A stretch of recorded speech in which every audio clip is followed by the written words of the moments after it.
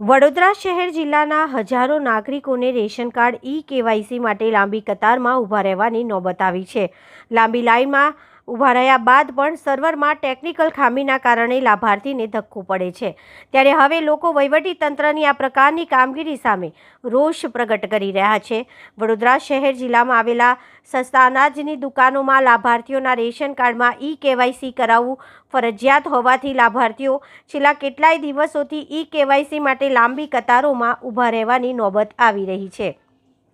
અહીં ઉલ્લેખનીય છે કે કેવાયસી કર્યા વગરના લાભાર્થીઓને અનાજ આપવામાં નહીં આવે એ પ્રકારની સૂચના સરકાર દ્વારા જાહેર કરવામાં આવી છે।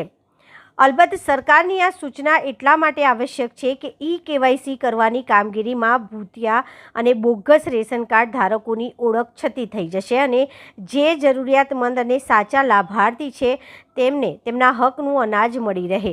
પરંતુ આ નિયમ જાહેર કર્યા બાદ સરકારી કામગીરી માટેનું સર્વર વારંવાર ઠપ થવાના કારણે લાભાર્થીઓની આ કામગીરી થઈ શકતી નથી અને તેઓ ભારે હાલાકી વેઠવાનો વારો આવ્યો છે।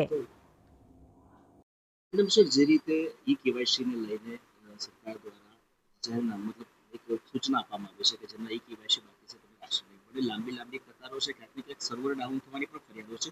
હાલ શું પરિસ્થિતિ છે, કેટલા વિસ્તારની કેવાયસી બાકી છે અને આ સમગ્ર મામલે આપનું શું મંતવ્ય? હાલમાં કેવાયસીની ઝુંબેશ ચાલી રહી છે એનએફએસસી રેશન કાર્ડમાં અને અત્યારે દરેક ઝોનમાં, મામલતદાર ઓફિસમાં, પોસ્ટ ઓફિસમાં તથા પોસ્ટમેન જાતે પણ ઘરે જઈને કેવાયસીની કામગીરી કરી રહ્યા છે।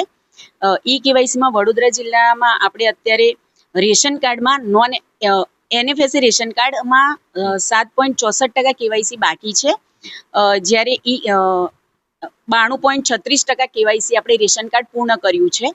જ્યારે મેમ્બરમાં જોઈએ તો એનએફએસએ મેમ્બરમાં આપણે 79.42% કેવાયસી થઈ ગયું છે અને ફક્ત હાલમાં 20.58% એનએફએસએ મેમ્બરમાં કેવાયસી બાકી છે। બેન, જૂન મહિનાની અંદર અનાજ